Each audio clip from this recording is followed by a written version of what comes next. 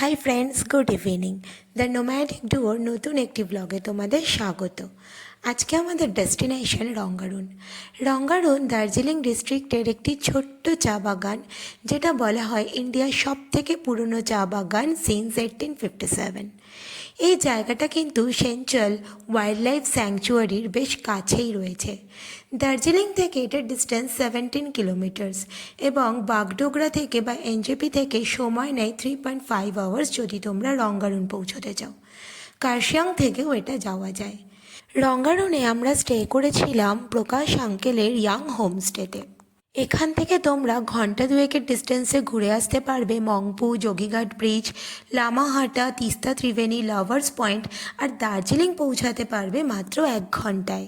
চাইলে তোমরা প্রকাশ আঙ্কেলের গাড়ি নিয়ে চটকপুর, সুখিয়া পোখরি, লেপচা জগতও ঘুরে আসতে পারো। পার ডে 1100-এ 4 বেলার থাকা খাওয়া সহ তোমরা আঙ্কেল এবং আন্টির হোমস্টেতে থাকতেই পারবে। সব থেকে অ্যাট্রাকটিভ অপশন হলো এখানে আন্টির হাতের রান্না।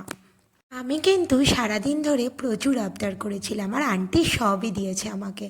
এইটা দেখো আমাদের ইয়াং হোমস্টের ছাদ থেকে ভিউ। ক্লিয়ার ডেতে কিন্তু খুব সুন্দর কাঞ্চনজঙ্ঘা ভিউ দেখা যায়। আর এই জায়গাটার হাইট যেহেতু বেশ ভালো, 8000 অলমোস্ট অল্টিটিউড, তো ঠান্ডা কিন্তু যথেষ্ট পাওয়া যায়। তো তোমরা যারা যাবে আই হোপ শীতের জামা কাপড় যথেষ্ট ক্যারি করবে। নিরিবিলিতে থেকে প্রকৃতিকে উপভোগ করতে চাইলে এই জায়গাটি আদর্শ। পাহাড়, ঝর্ণা, নদী, ঘন জঙ্গল, পাখি, চা বাগান, কি নেই। চারিদিকে খালি চোখ জুড়ানো সবুজ।